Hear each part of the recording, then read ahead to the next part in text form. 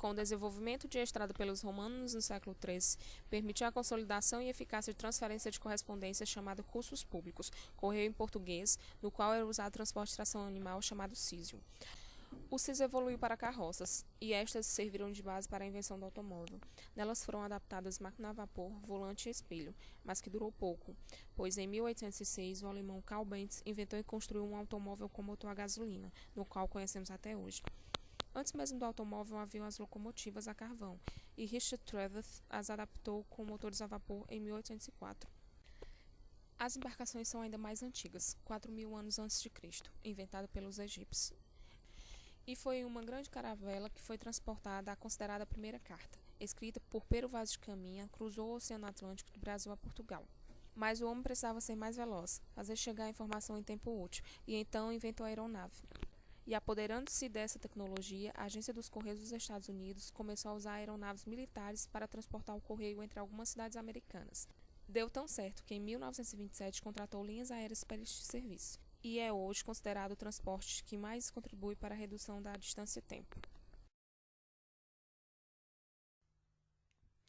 No início, o mundo era muito disperso. As pessoas comunicavam apenas por cartas ou contacto direto. Isto fazia com que a partilha dos conhecimentos fosse difícil, o que era uma barreira ao desenvolvimento da ciência. No ano de 1835, Samuel Morse inventou o telégrafo, uma forma de comunicar a longa distância através de impulsos eletrónicos. Este foi o primeiro passo no desenvolvimento das tecnologias de comunicação que levaria à proximidade global dos dias de hoje.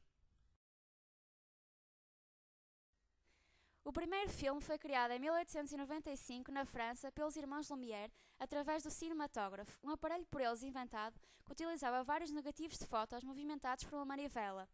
Foi-se aperfeiçoando esta arte ao longo do tempo, desenvolvendo-se inovações como conciliação do som, edição de imagens, introdução da cor e efeitos especiais.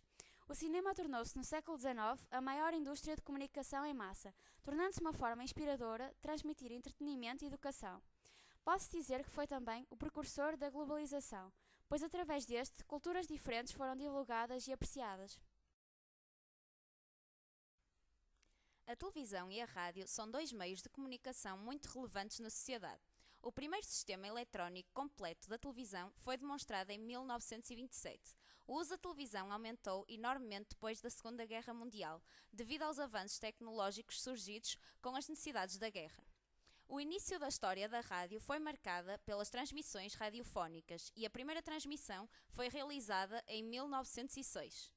A televisão é uma poderosa ferramenta de ensino. Com ela aprendemos, conhecemos e obtemos informação sobre terras e povos que talvez nunca visitaremos. Recebemos informação sobre a política, história, eventos atuais e culturais. Mas a televisão também tem muitas desvantagens, como por exemplo, é o maior ladrão do nosso tempo, provoca o aumento da obesidade, leva à falta de diálogo com a família ou com amigos, as pessoas tornam-se mais fechadas e aumenta a redução da natalidade. O telefone foi patenteado no ano de 1876. A 3 de abril de 1973, o Dr. Martin Cooper, investigador da Motorola, efetuou a primeira chamada móvel com o primeiro telemóvel que pesava cerca de 1 kg e custava por volta de $400. Já no ano de 1989, existiam 4 milhões de assinantes do serviço móvel em todo o mundo. Mais tarde, em 1992, foi enviada a primeira mensagem. A União Internacional de Telecomunicações considera que o telemóvel foi a tecnologia mais rapidamente adotada de toda a história. Isto porque a comunicação é uma necessidade essencial do ser humano. A internet surgiu em 1969 como um projeto de defesa dos Estados Unidos durante a Guerra Fria. Inicialmente chamava-se ARPANET e seria uma das formas das Forças Armadas norte-americanas manterem as comunicações em caso de ataques inimigos que destruíssem os meios convencionais de telecomunicações. Só em 1990 começa a alcançar a população em geral e torna-se uma revolução na comunicação mundial, com o surgimento da World Wide Web, e-mail, mensagens instantâneas, videoconferência, redes sociais, sendo hoje o meio de comunicação mais utilizado em todo o mundo.